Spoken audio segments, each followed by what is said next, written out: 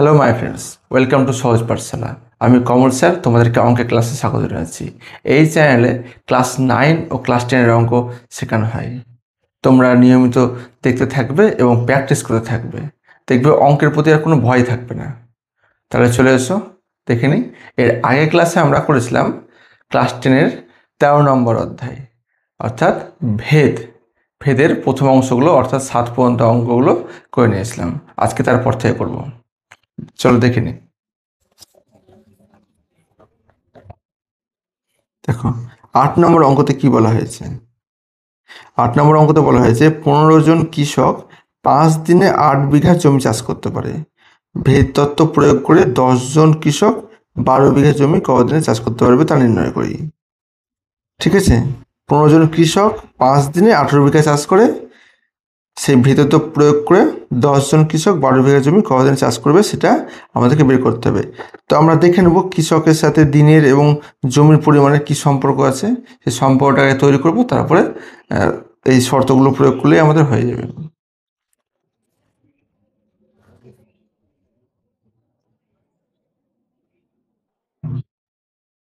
ধরি কৃষক সংখ্যা সমান এ, দিন সংখ্যা সমান বি এবং জমির পরিমাণ সমান সি। এই তিনটে আমরা ধরে নিলাম। তাহলে এখন দেখো, কৃষক সংখ্যা এর সাথে দিনের সংখ্যা কি সম্পর্কে থাকবে? সরল সম্পর্কে থাকবে। অর্থাৎ কৃষক সংখ্যা যদি বেশি হয়, কৃষক সংখ্যার সাথে দিন সংখ্যা ব্যস্ত সম্পর্ক থাকবে। কৃষক সংখ্যা যদি বেশি হয়, বেশি জন চাষি থাকে, তাহলে কম দিনেই জমিগুলো চাষ করে নেবে, এবং কৃষক সংখ্যা যদি কম থাকে, সেই জমিগুলো চাষ করতে বেশি দিন টাইম লাগবে, যদি এখানে জমির পরিমাণটা স্থির থাকে। তাহলে দেখো, যদি জমির পরিমাণটা স্থির থাকে, কৃষক সংখ্যার সাথে দিন সংখ্যা ব্যস্ত সম্পর্কে থাকবে, ব্যস্ত ভেদে থাকবে। এবং যদি দিনের সংখ্যাটা স্থির থাকে, তাহলে কৃষক সংখ্যার সাথে জমির পরিমাণ সরল ভেদে থাকবে। কিরকম? দিন স্থির, ধরো নির্দিষ্ট দিন 5 দিনে কাজ করতে হবে। যতজন কৃষক থাকবে তত বেশি জমি চাষ করতে পারবে, যত কম কৃষক থাকবে তত কম জমি চাষ করতে পারবে। তাহলে লিখে নিই, এখন জমির পরিমাণ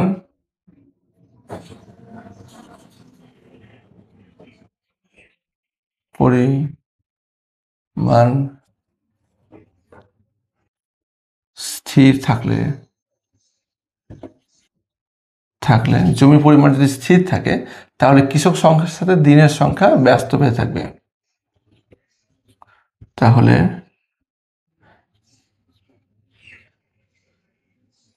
কৃষক সংখ্যার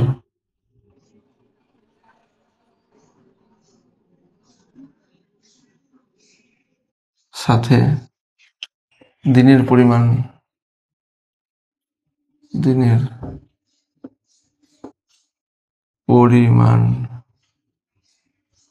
ব্যস্ত ভেদে থাকবে।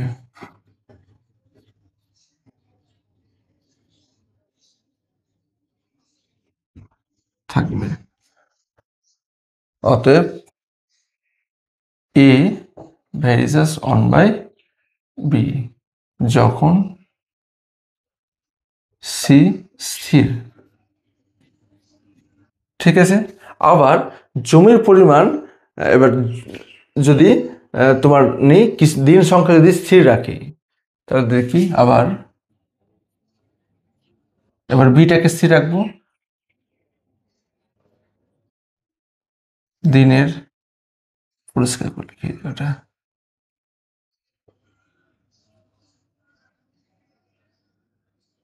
দিনের পরিমাণ স্থির থাকলে, দিনের পরিমাণ যদি স্থির থাকে তাহলে কৃষক সংখ্যার সাথে জমির পরিমাণ সরলভাবে থাকবে। তাহলে কৃষক সংখ্যার সাথে জমির পরিমাণ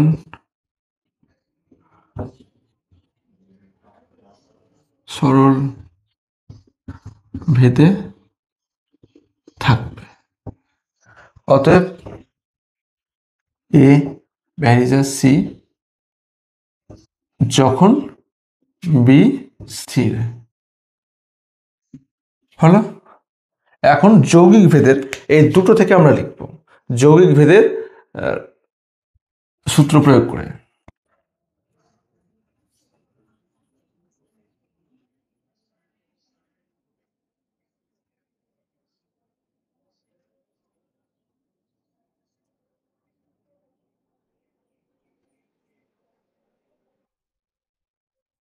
সূত্র থেকে পাই A varies as C by B যখন বি ও সি উভয় পরিবর্তনশীল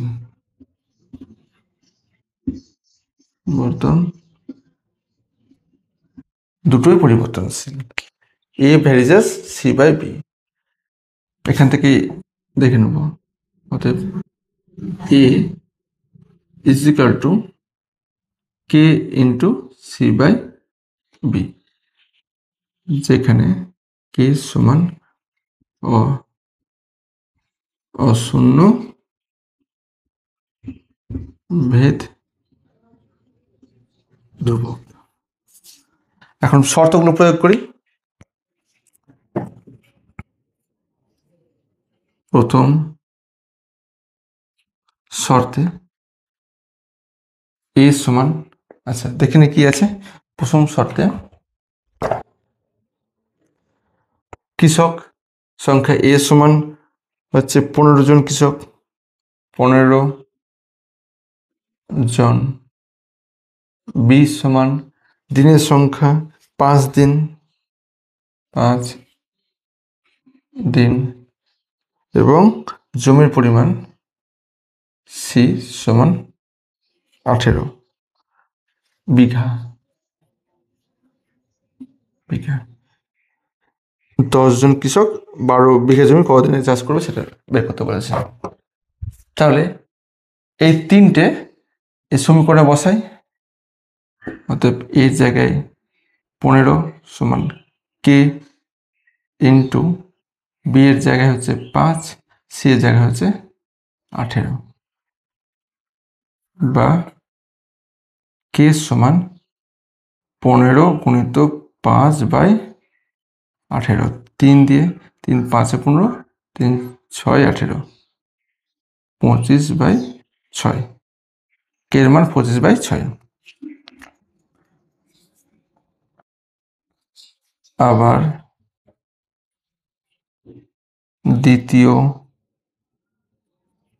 দ্বিতীয় শর্তে কি বলা হয়েছে? 10 জন কৃষক 12 বিঘা জমি, কৃষক সংখ্যা এ সমান 10 জন আর সি সমান 12 বিঘা। বিটা বের করতে হবে আমাদেরকে, তাহলে তাই করি। অতএব এ সমান কে সি বাই বি, এখান থেকে আমরা বের করে নেব এর মান 10 সমান কে এর মান হচ্ছে 25 বাই 6, সি এর মান হচ্ছে 12, বি বের করবো 6 2 12। আচ্ছা বিটা কোনাকুনি এদিকে যাবে, 10টা কোনাকুনি এদিকে আসবে, বা বি সমান 25 গুণিত 2 বাই 10, 2 5 10, 5 5 25 বা 20 সমান 5। উত্তরটা এখানে লিখে নিই আমরা। তাহলে কতজন কৃষক কতদিনে চাষ করতে পারবে চেয়েছে, জমি কতদিনে চাষ করতে পারবে। অতএব জমি 5 দিনে চাষ করতে পারবে। ঠিক আছে, দেখো তাহলে কি করলাম, কৃষক সংখ্যা, দিন সংখ্যা, জমির পরিমাণ ধরে নিলাম, সেখান থেকে এটা ব্যস্ত ভেদে আছে, এটা সরল ভেদে আছে, সম্পর্ক তৈরি করলাম। যৌগিক ভেদের সূত্র থেকে আমরা এর সাথে দুটোকে যৌগিক রূপে অ্যাপ্লাই করে দিলাম, এবং এই ভেদ থেকে আমরা সমীকরণ তৈরি করলাম ধ্রুবকটাকে, কি একটা অশূন্য ভেদ ধ্রুবক। সেখান থেকে শর্তগুলো বসিয়ে প্রথমে ধ্রুবকের মান পেয়ে গেলাম, এবং দ্বিতীয় শর্তে ধ্রুবকের মানটা বসিয়ে এবং বাকি যেগুলো দিয়ে আছে সেগুলো ডেটাগুলো বসিয়ে যেটা চাইছি আমরা বি এর মান সেটা পেয়ে গেলাম। তাহলে চলো পরের অঙ্ক দেখে নিই। এখন 9 নম্বর অঙ্কটা দেখে নিই। 9 নম্বর অঙ্কতে বলা হয়েছে, দেখো গোলকের আয়তন গোলকের ব্যাসার্ধের ত্রিঘাতের সঙ্গে সরলভেদে আছে। ঠিক আছে, দিয়ে 1.1 2 এবং 2.1 মিটার দৈর্ঘ্যের ব্যাস বিশিষ্ট 3টি নীরের গোলককে গলিয়ে, ঠিক আছে, একটি নীরের গোলক বানানো হলো। নতুন গোলকের ব্যাসের দৈর্ঘ্য নির্ণয় করি। এগুলো সব ব্যাস বলে দেওয়া হয়েছে, 1.1 2 2.1 মিটার। ধরে নিই, আমরা ব্যাস ধরবো না, আমরা ব্যাসার্ধ ধরবো।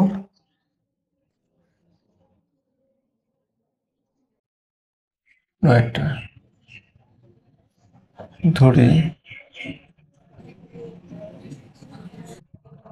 গোলকের ব্যাসার্ধ সমান আর এবং আয়তন সমান ভি। আমরা কি জানি, আমরা জানি প্রশ্ন অনুসারে গোলকের আয়তনটা ব্যাসার্ধের ত্রিঘাতের সঙ্গে সরলভেদে আছে। আমরা জানি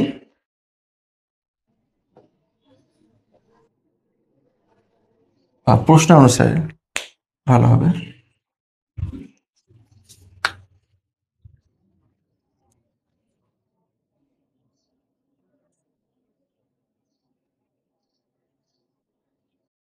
প্রশ্ন অনুসারে গোলকের আয়তন ভি তার ব্যাসার্ধের ত্রিঘাতের সঙ্গে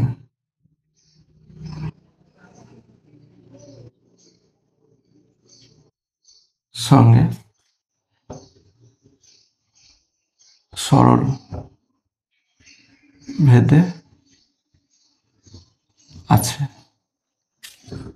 অতএব কি বলেছে, ভি ভেরিসাস আর কিউব, এখান থেকে পাচ্ছি V is equal to K R cube, যেখানে যেখানে কে ইজ ইকুয়াল টু অশূন্য ভেদ ধ্রুবক। প্রশ্নতে কি বলেছে, 3টি ছোট ছোট গোলক আছে, ওটাকে গলাবে, গলিয়ে একটি বড় গোলক তৈরি করবে। তাহলে দেখে নি, ধরি R1 R2 এবং R3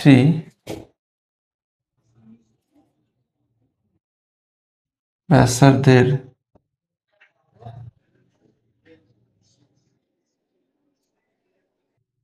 গোলকের আয়তন যথাক্রমে, আয়তনগুলো ধরে নেব, যথাক্রমে V1 V2 এবং V3। ঠিক আছে, এবং এই তিনটি গোলককে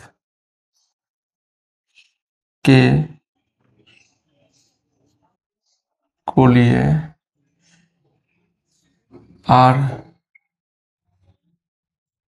ব্যাসার্ধের একটি গোলক পাওয়া গেল যার আয়তন সমান ভি। ওকে, তাহলে দেখো আমরা কি কি শর্ত দিয়ে আছে, R1 R2 R3 এগুলো আমরা দেখে নিই। ঠিক আছে, এখন R1 সমান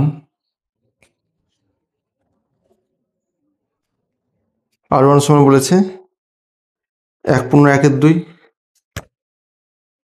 এটা ব্যাস বলেছে 1/2 ইন্টু 1/1/2 মিটার সমান 1/2 ইন্টু 3/2 মিটার সমান 3/4 মিটার।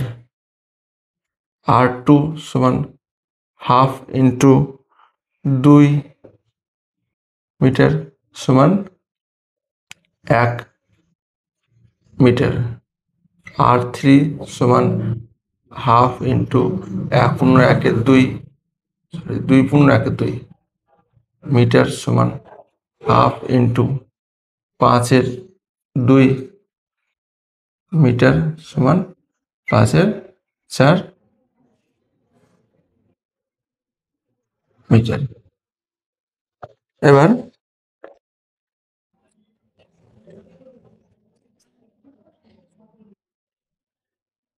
এখান থেকে শর্তগুলো পেয়ে দিই। তবে এখান থেকে V1 is equal two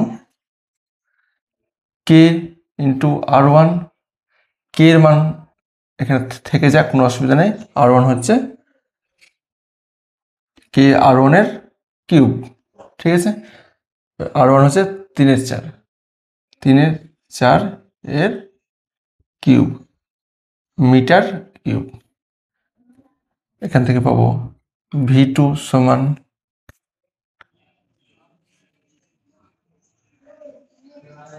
K R2 cube, কে মান থেকে গেল, R2 হচ্ছে 1 কিউব মিটার কিউব। V3 সমান K R3 cube, K R3 মান হচ্ছে 5/4 এর কিউব মিটার কিউব। দেখো এই তিনটি গোলককে গলিয়ে একটা বড় গোলক তৈরি করা হবে। এখন শর্তানুসারে V সমান V1 plus V2 plus V3, বা এই V এর মান হচ্ছে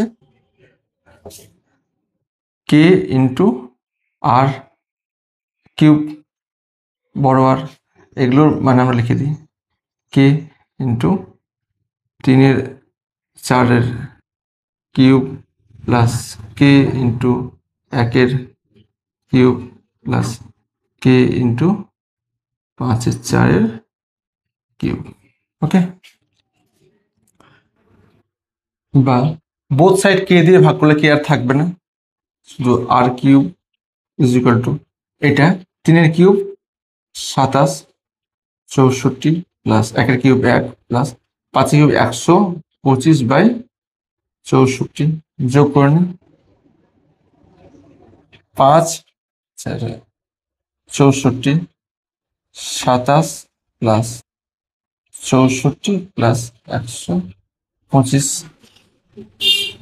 বা R কিউব সমান 64, 5 4 9, 9 সাথে 16 6 থাকলো 1, 2 4 8 2 আর 6 8 10 আর 1 11 এক হাতে 1 1 1 16 আচ্ছা 8 দিয়ে কাটবে 8 8 64 8 দুগুণে 16 56 7 8 56 সমান 87/8 যেহেতু ঋণাত্মক নয় অতএব r সমান লিখতে পারি কিউব রুট অফ 27/8 সমান 3/2 অতএব ব্যাসের দৈর্ঘ্য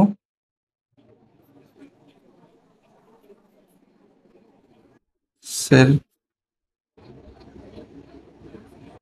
সমান 2r সমান 2 গুণিত r এর মান 3/2 মিটার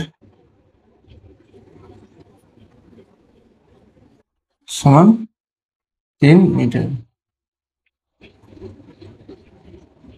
ঠিক আছে, তাহলে দেখো এখানে কি করলাম, গোলকের ব্যাসার্ধ আর এবং আয়তন ভি ধরে নিয়ে আমরা যেখানে প্রশ্নতে যে শর্তটা বলেছে সেটাই আমরা প্রয়োগ করলাম। গোলকের আয়তনটা তার ব্যাসার্ধের ত্রিঘাতের সাথে সরলভেদে আছে, তাহলে সরলভেদে করলাম, সেখান থেকে এটাকে ইকুয়েশন তৈরি করলাম।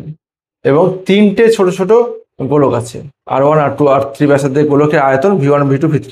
এই শর্ত থেকে আমরা এগুলো সমীকরণগুলো তৈরি করে নিলাম। এবার বলে দেওয়া আছে প্রশ্নতেই একটা বড় গোলক পাওয়া যাবে, ছোট গোলকগুলোকে গলিয়ে ছোট গোলক তিনটে আয়তন যোগ করে বড় গোলকের আয়তন পেলাম। বড় গোলকের আয়তনটা এই সমীকরণের মতন করে লিখলাম, আর ছোট গোলকের আয়তনগুলো যেগুলো বের করে দেওয়া আছে সেই তিনটে যোগ করে নিলাম।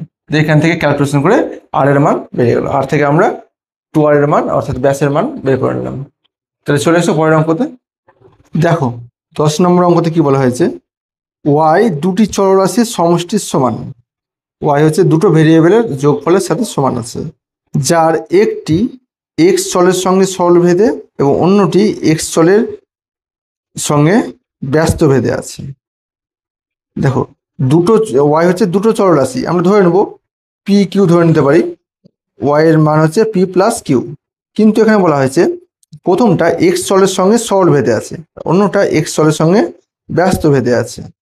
এইটা আমাদের শর্ত দিয়েছে। এবার এখানে সমীকরণ তৈরি করার জন্য কি দিয়েছে, x এর মান যখন 1 y এর মান -1 এবং x এর মান যখন 3 y এর মান 5, x আর y এর মধ্যে সম্পর্কটা বের করতে হবে। তাহলে চলো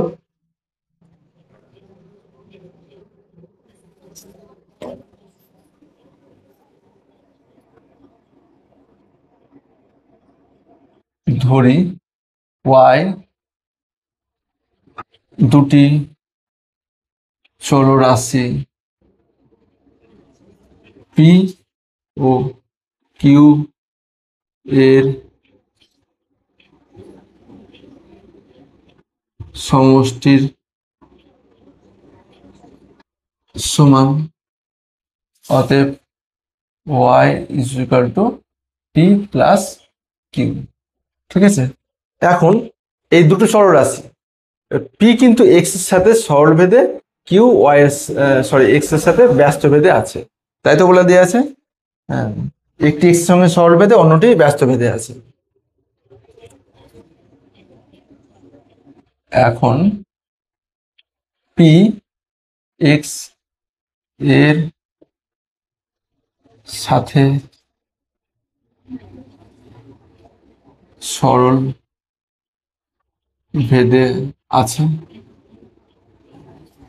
অতএব p varies as x, that implies p is equal to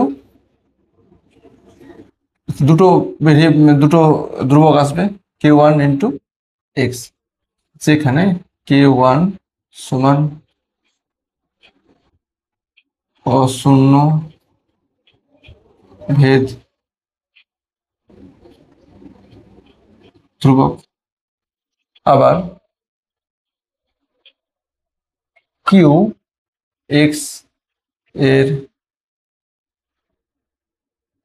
সাথে ব্যস্ত ভেদে আছে,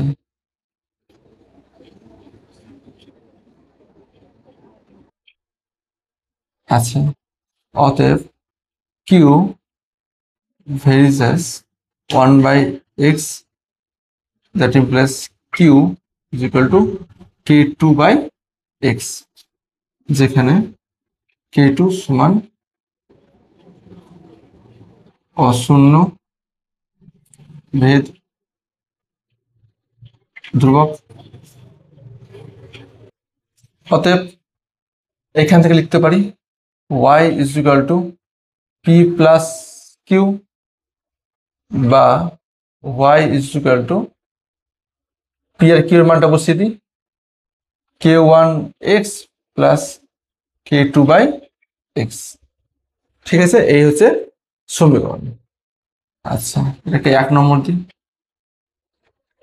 এখন যখন x সমান 1, y ইজ ইকুয়াল টু -1, অতএব এই সমীকরণে বসাই y ইজ ইকুয়াল টু -1 সমান k এর মান হচ্ছে 1, k1 ইন্টু 1 প্লাস k2/1। এখান থেকে আমরা পাবো k1 plus k2 is equal to -1। ঠিক আছে, এটা একটা সমীকরণ, এটাকে 2 নম্বর নাম দিই। আবার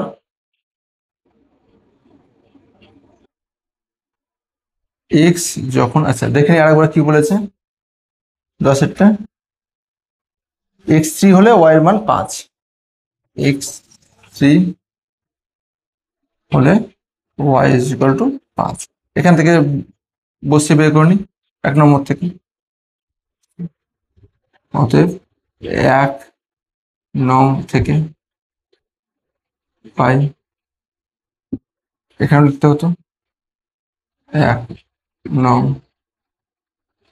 থেকে পাই -1, অতএব 1 নং থেকে পাই। 1 নং থেকে কি পেলাম, y এর মান 5 সমান x মান হচ্ছে 3 k1 plus k1/3, sorry k2/3। এখান থেকে সমীকরণটা সাজিয়ে নিই, 3 দিয়ে বোথ সাইড গুণ করে দেবো, তাহলে 9 k1 plus k2 is equal to 15। ঠিক আছে, এটা 3 নম্বর হয়েছে। এই 2 নম্বর আর 3 নম্বর ইকুয়েশনকে সলভ করে আমরা k1 এবং k2 এর মান পাবো। এখন এখানে করে নিই,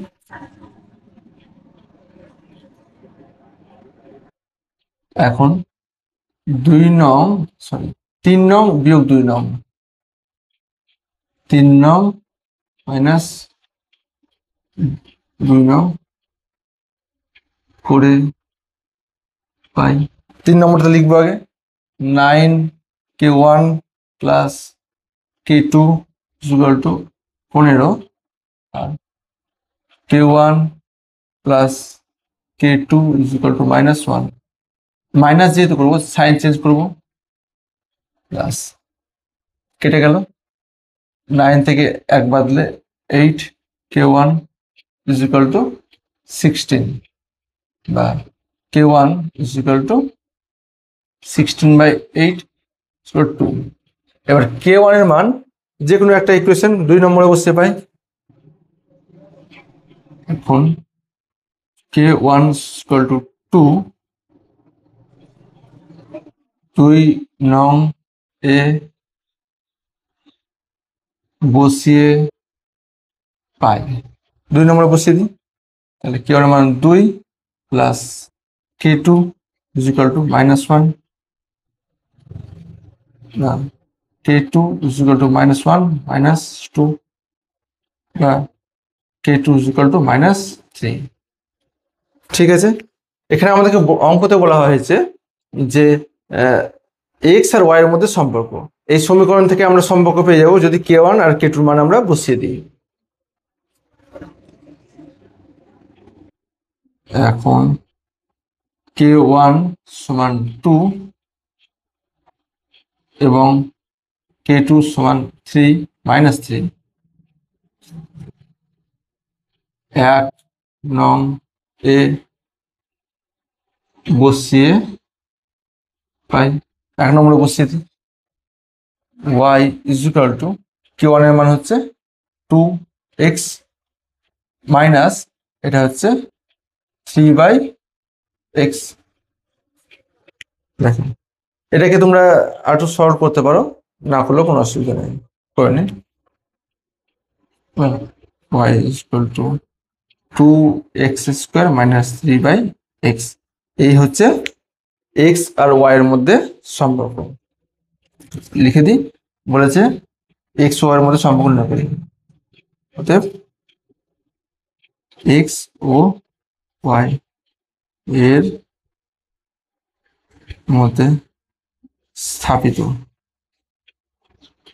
তো সম্পর্ক y is equal to 2x² minus 3/x, এটা হচ্ছে সেই সম্পর্ক। ঠিক আছে, একবার বুঝিয়ে দিই। দুটো চলরাশি পি আর কিউ এর যোগফল হচ্ছে ওয়াই। ওয়াইও তো ভেরিয়েবল, তাহলে পিটা যেহেতু এক্স এর সাথে সরল ভেদে আছে, তাহলে আমরা এখানে চলে এলাম P is equal to k1 into x, k1 ভেদ দেবো, আর কিউ এক্স সাথে ব্যস্ত ভেদে আছে, তাহলে কিউ হচ্ছে k2/x, k2 অশূন্য ভেদ দেবো। এখান থেকে আমরা একটা সমীকরণ পেলাম যেখানে y k1 k2 আর x এর সম্পর্ক দেওয়া আছে। এবার প্রথম শর্তে x এর আর y এর মান দেওয়া আছে, এখান থেকে আমরা k1 k2 দিয়ে সমীকরণ পেলাম। দ্বিতীয় শর্তে x এর মান 3, y এর মান 5 দেওয়া আছে, সেখান থেকে k1 k2 মান পেয়ে একটা k1 k2 দিয়ে একটা ইকুয়েশন পেলাম। দুটো ইকুয়েশন থেকে k1 k2 মান আমরা অপনয়ন পদ্ধতি বের করলাম, দিয়ে k1 k2 মান 1 নম্বর ইকুয়েশনে বসিয়ে আমরা x আর y এর মধ্যে সম্পর্ক স্থাপন করলাম। তাহলে চলে এসে পরের অঙ্ক দেখে নিই। এবার 11 নম্বরটা দেখে নিই। a ভেরিজাস b, a b এর সাথে সরল ভেদে আছে, b c এর সাথে সরল ভেদে আছে। তাহলে দেখায় যে a cube b cube plus b cube c cube plus c cube a cube ভেরিজাস a b c into a cube plus b cube plus c cube, এটা হবে। তাহলে দেখে নিই।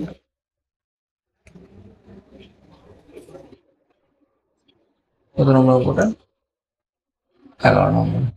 a ভ্যারিজাস b, সেখান থেকে আমরা পাই a is equal to k1 into b, যেখানে k1 সমান অশূন্য ভেদ ধ্রুবক। আবার বলেছে B varies as C, B varies as C হবে, এবং B varies as C, that implies b is equal to k2 into c। ঠিক আছে, b is equal to k2 into c, যেখানে k2 সমান অশূন্য ভেদ ধ্রুবক। এখান থেকে তোমরা এর মানটা আবার সি দিয়েও বের করতে পারো, যেহেতু বি এর মান দিয়ে আছে। অতএব a is equal to k1 into k2 c, এখান থেকে আমরা বের করে নিলাম। তাহলে আমাদেরকে বের করতে কি বলা হয়েছে? a কিউব, লিখে নি এখানে, a cube b cube plus b cube c cube plus c cube a cube ভেরিজাস a b c into a cube plus b cube plus c cube, এইটা হবে, তাই বলে দেওয়া আছে। কিন্তু এইটা হওয়ার জন্য আমরা কি করব? তাহলে এই দুটোর, এটা যদি সরল ভেদে থাকে তাহলে এই দুটোর ভাগফলটা ধ্রুবক হতে হবে। তাহলে এই দুটো ভাগ আকারে নিয়ে নিই, যদি ধ্রুবক বেরোয়, হ্যাঁ কনস্ট্যান্ট হয়, তাহলে পরে আমরা বলতে পারবো সরল ভেদে আছে। অতএব a cube b cube plus b cube c cube plus c cube a cube by A B C into A cube plus B cube plus C cube is equal to, এবার এ বি সি এর মানটা বসিয়ে দিই। এ এর মান হচ্ছে k1 k2 k1 k2 C এর whole cube, B এর মান হচ্ছে k2 C k2 cube C এর কিউব। ঠিক আছে, তাহলে এ কিউব বি কিউব বসালাম। এবার B cube C cube plus B cube হচ্ছে k2 C k2 cube C এর কিউব হলো, আর সি এর কিউব ডট সি এর কিউব প্লাস c1 সি এর কিউব, সি এর কিউব সি তো সি আছে, এর কিউব এ হচ্ছে k1 k2, আচ্ছা k1 এর কিউব k2 কিউব সি এর কিউব, নিচে এ বি সি এর মান হচ্ছে k1 k2 সি, বি এর মান হচ্ছে k2 সি, আর সি এর মান তো সি আছে।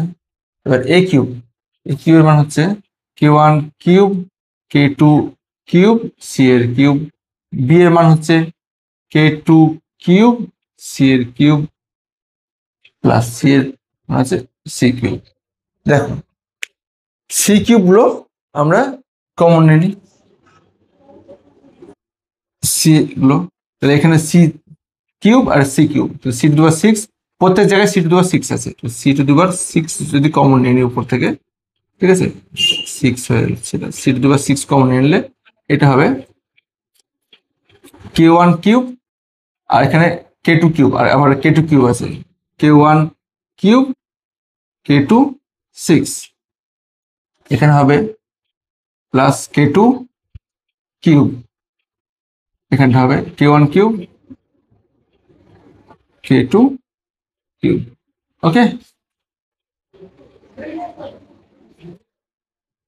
আর নিচেও তাই করবো, এখানে সি সি সি তিনটে সি সি কিউব, আর ভিতরেও সি কিউব কমন আসবে, সি টু দি পাওয়ার 6, নিচে হবে k1 ইন্টু k2 স্কোয়ার, দুটো k2 আছে,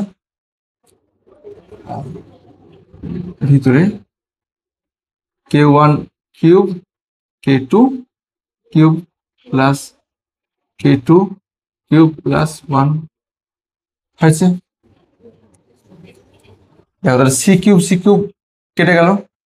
আর একটা জিনিস যেটা আমরা করতে পারি, k2 স্কোয়ার দিয়ে ভাগ করে দিতে পারি, না করলেও কোনো যায় আসে না।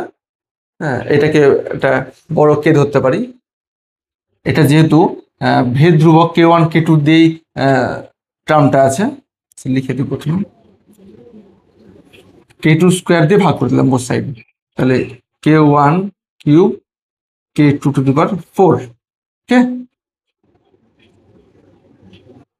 প্লাস k2 স্কোয়ার দিয়ে ভাগ করে দিয়েছি প্লাস k1 কিউব k2, আর k2 স্কোয়ার দিয়ে ভাগ করে দিলে হবে k1 ইন্টু k1 এর cube k2 cube plus k2 cube plus 1, এটা k1 k2 দিয়ে টার্মটা পুরোটা আছে, ইজ ইকুয়াল টু কি ধরি,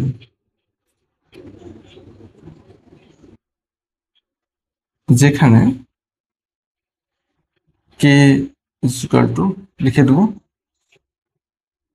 k1 এর cube k2 to the power 4 plus k2 plus k1 cube k2 by k1 into k1 এর cube k2 cube plus k2 cube plus 1 সমান অশূন্য ভেদ ধ্রুবক, অশূন্য ভেদ ধ্রুবক। তাহলে এইটা বা এইটা যদি কনস্ট্যান্ট হয়, অথবা আমরা লিখতে পারি অতএব A cube B cube plus B cube C cube plus C cube A cube is equal to varies as A B C into A cube plus B cube plus C cube. তাহলে এটা প্রমাণিত হয়ে গেল।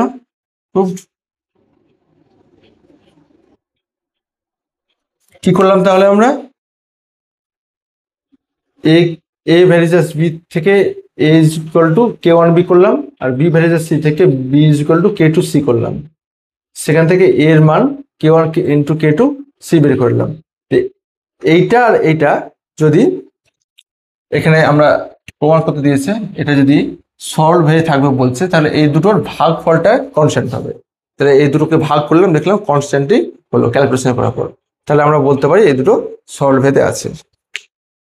ঠিক আছে, চলো পরের অঙ্কগুলো দেখে নিই। এখন 12 নম্বর অঙ্কটা দেখে নিই। এক্স ডেসিমিটার গভীর একটি কূপ খনন করার জন্য মোট ব্যয়ের এক অংশ এক্স এর সঙ্গে সরলভেদে এবং অপর অংশ এক্স স্কোয়ারের সঙ্গে সরলভেদে পরিবর্তিত হয়।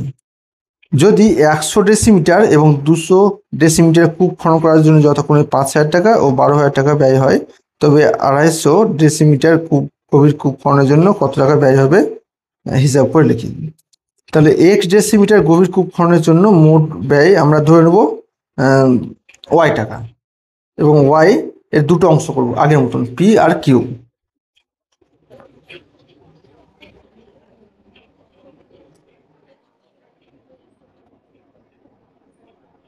ধরি এক্স ডেসিমিটার গভীর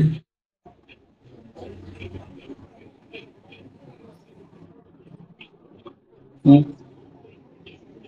খননের জন্য মোট খরচ সমান ওয়াই টাকা। প্রশ্নানুসারে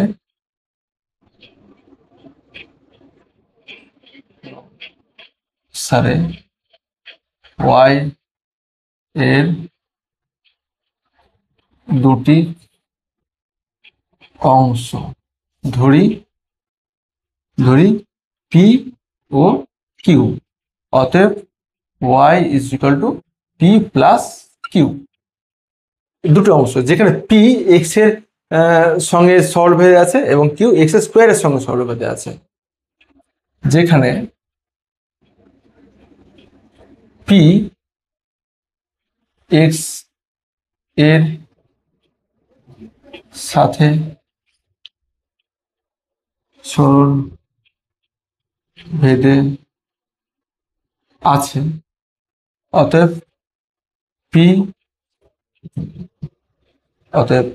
P varies as x, that implies p is equal to k1 x, যেখানে k1 সমান অশূন্য ভেদ ধ্রুবক। আবার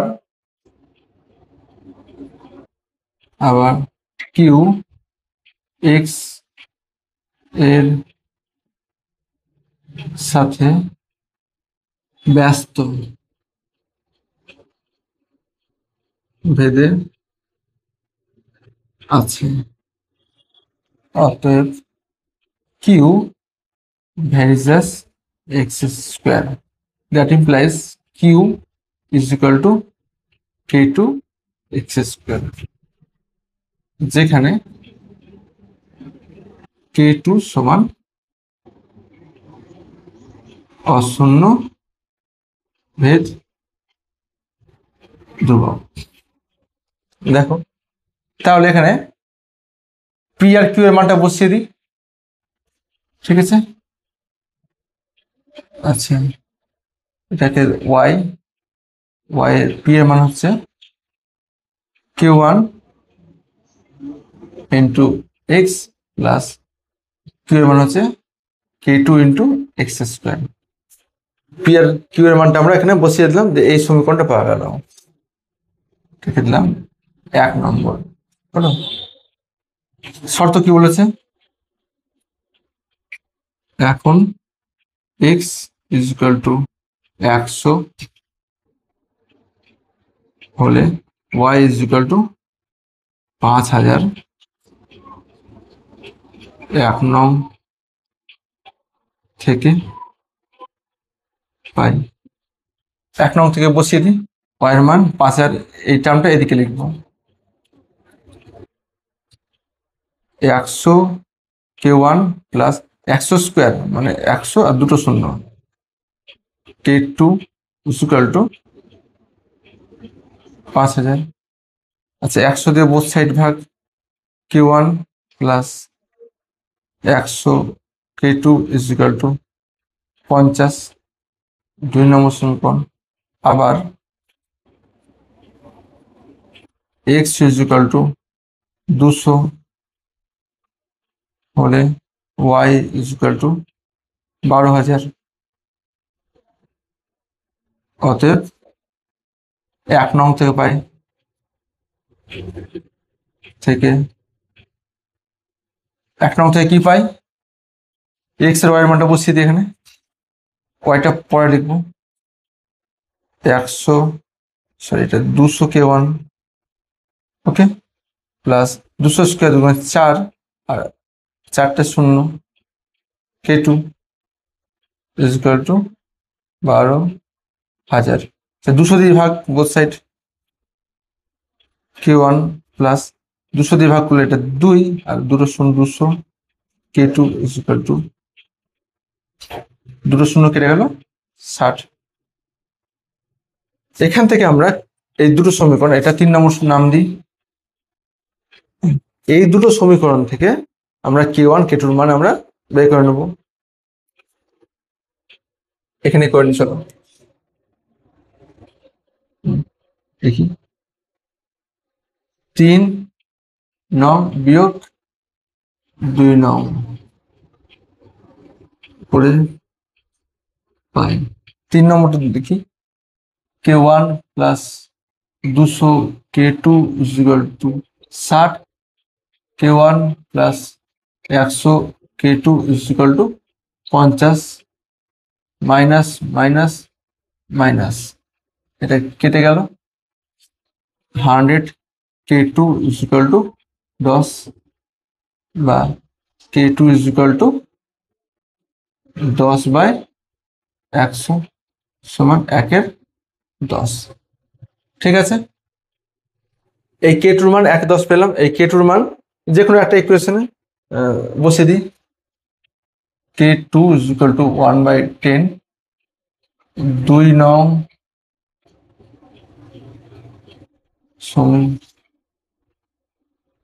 সমীকরণে বসিয়ে পাই।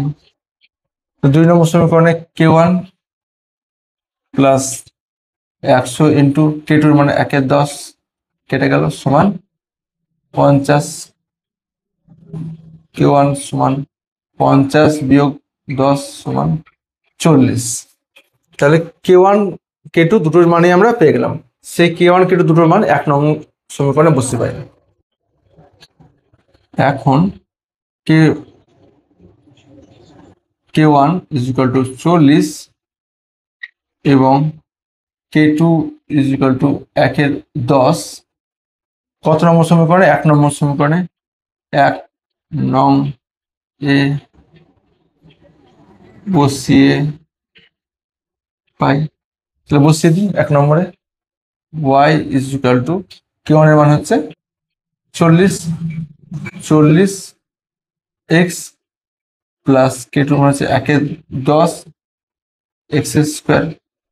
এই যে সমীকরণটা পেলাম, এখান থেকে আমরা যেটা বের করতে বলেছে x এর মান যখন 250 তখন কি হবে সেটা বের করব।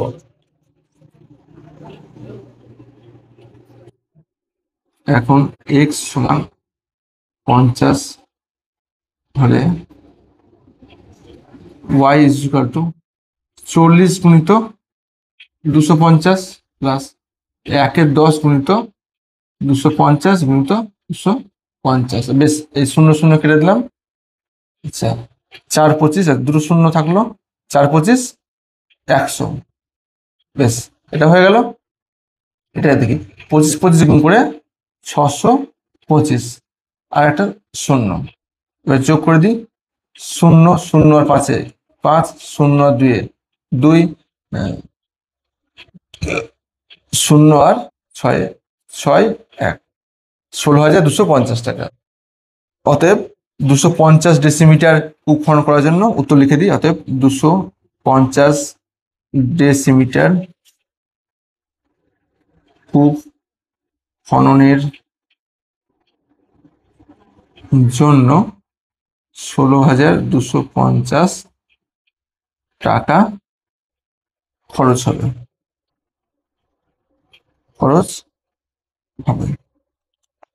তাহলে দেখো 12 নম্বর অঙ্ক থেকে বলেছে এক্স ডেসিমিটার গভীর কূপ খননের জন্য ওয়াই টাকা খরচ হবে, কিন্তু ওয়াই টাকার দুটো পার্টে ভাগ হবে। যেটা একটা হচ্ছে এক্স এর সাথে সরল ভেদে থাকবে এবং একটা এক্স এর সাথে এক্স স্কোয়ারের সাথে সরল ভেদে থাকবে। একটা ধরে নিলাম পি, যেটা এক্স এর সাথে সরল ভেদে আছে, অর্থাৎ পি k1x, k1টা ধ্রুবক, Q equal to X, Q X স্কোয়ারের সাথে সরল ভেদে আছে, Q equal two k2x, k2 ধ্রুবক। এখান থেকে ওয়াই এর সম্পর্ক পেলাম k1 k2 দিয়ে এক্স এর সাথে। এবার এই শর্তগুলো থেকে আমরা দুটো সমীকরণ পেলাম। যখন এক্স 100 ওয়াই 5000, সেখান থেকে আমরা এই সমীকরণটা পেলাম k1 k2 দিয়ে।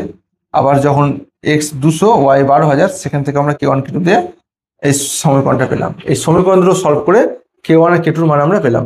k1 k2 মানটা আমরা যদি 1 নম্বর সমীকরণে বসিয়ে দিই, তাহলে এক্স আর ওয়াই দিয়ে একটা ইকুয়েশন পেলাম, যেখানে এক্স এর মান পুট করলে পরে ওয়াই এর মান আমরা পেয়ে যাব।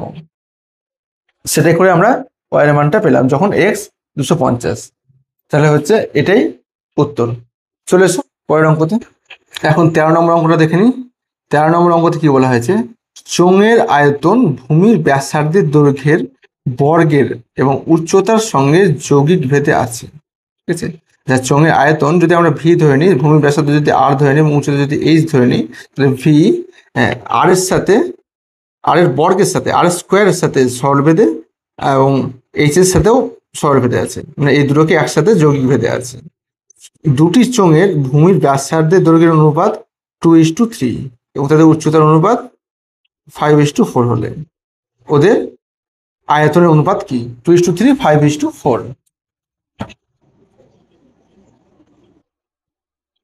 2:3, 5:4, তাহলে v1:v2 কত সেটা আমাদেরকে বের করতে বলেছে। এটা বের করতে বলেছে। 13 নম্বর অঙ্কটা দেখলি, 13 নম্বর অঙ্ক।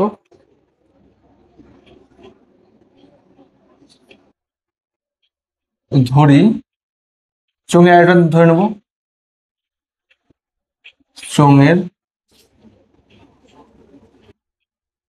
আয়তন, চোঙের আয়তন ভি, ঘন একক, এখানে একক তো বলে দেওয়া হয়নি, ঘন একক,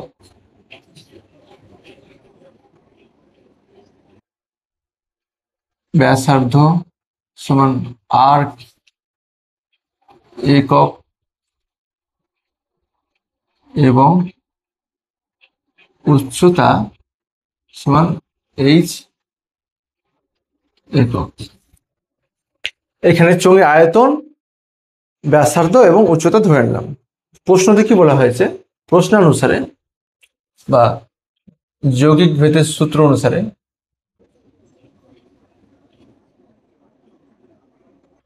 যৌগিক ভেদের সূত্র অনুসারে কি বলা হয়েছে, ভি কার সাথে সরল হয়ে থাকবে, আর এর স্কোয়ার এবং এইচ এর সাথে সরল হয়ে থাকবে একসাথে। তাহলে এখান থেকে আমরা লিখতেই পারি V is equal to K R square H. Okay, যেখানে কে সমান অশূন্য ভেদ ধ্রুবক হলো। তাহলে এবার আমরা শর্তগুলো লিখে নিই। দুটি চোঙের ব্যাসার্ধের অনুপাত 2:3 এবং উচ্চতার অনুপাত 5:4। দুটি চোঙের ব্যাসার্ধের অনুপাত সমান 2:3 এবং উচ্চতার অনুপাত সমান 5:4। অতএব ধরি প্রথম চোঙের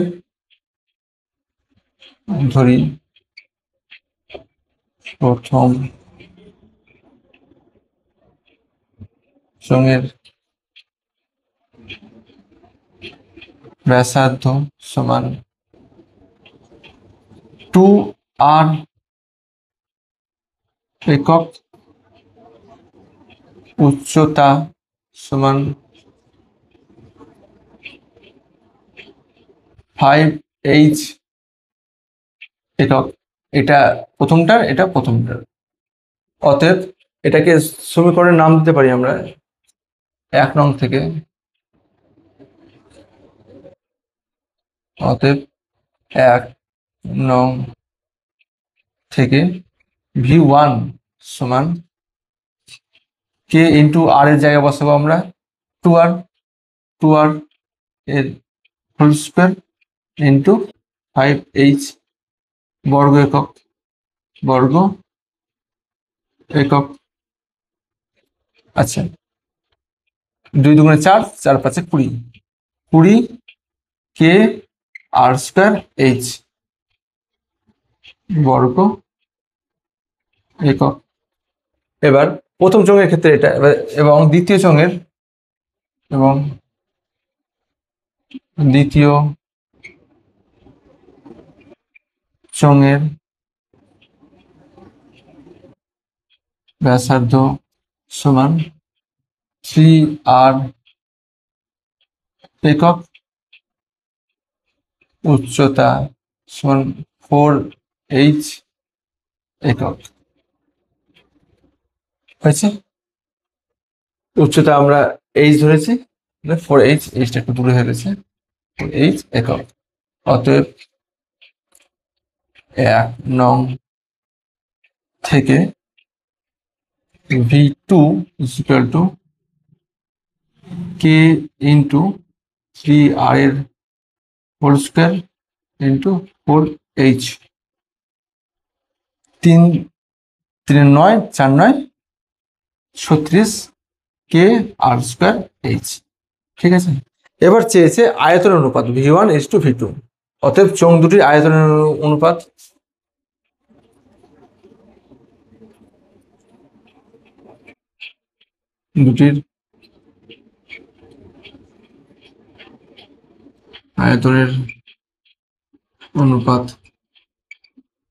সমান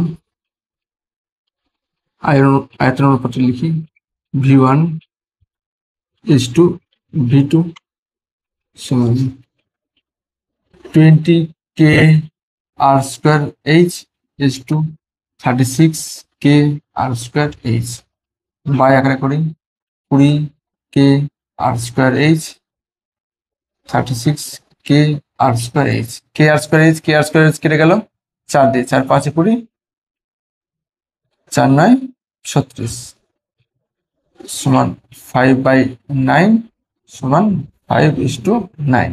অতএব চোঙ দুটির আয়তন অনুপাত, উত্তর লিখে দিই, চোঙ দুটির আয়তনের অনুপাত সমান 5:9। তাহলে দেখো 13 নম্বর অঙ্কতে কি বলেছে, চোঙের আয়তন ভি, ব্যাসার্ধ আর এবং উচ্চতা এইচ আমরা ধরে নিলাম। প্রশ্নতে বলেছে যৌগিক ভেদের সূত্র অনুসারে আয়তনটা আর স্কোয়ার মানে ব্যাসার্ধের বর্গের সাথে এবং উচ্চতার সাথে সরলরেখে থাকবে। তাহলে ভি ভ্যারিজেস আর স্কোয়ার এইচ লিখলাম, সেখান থেকে আমরা ইকুয়েশন পেয়ে গেলাম, ধ্রুবক লাগিয়ে ধ্রুবক কে হচ্ছে অশূন্য ভেদ ধ্রুবক। এবার ব্যাসার্ধের অনুপাত এবং উচ্চতা অনুপাত দিয়েছে। অনুপাত থেকে আমরা ব্যাসার্ধ উচ্চতা ধরে নিই। প্রথম চোঙের ক্ষেত্রে ব্যাসার্ধ প্রথমটার ক্ষেত্রে 2r আর উচ্চতা হচ্ছে 5h, আর দ্বিতীয় ক্ষেত্রে 3r, উচ্চতা হচ্ছে 4h ধরে নিলাম। সেখান থেকে 1 নম্বর সমীকরণ থেকে যে ভি এর মান পাচ্ছি সেখান থেকে আয়তনটা বের করলাম, প্রথমটার V1, পরেরটা V2 আয়তন বের করলাম। সে আয়তন দুটোর অনুপাত করে আমরা 5:9 পেলাম। তাহলে এই গেল 13 নম্বর অঙ্ক। আজকের জন্য এই পর্যন্তই। দেখার জন্য ধন্যবাদ। বাই।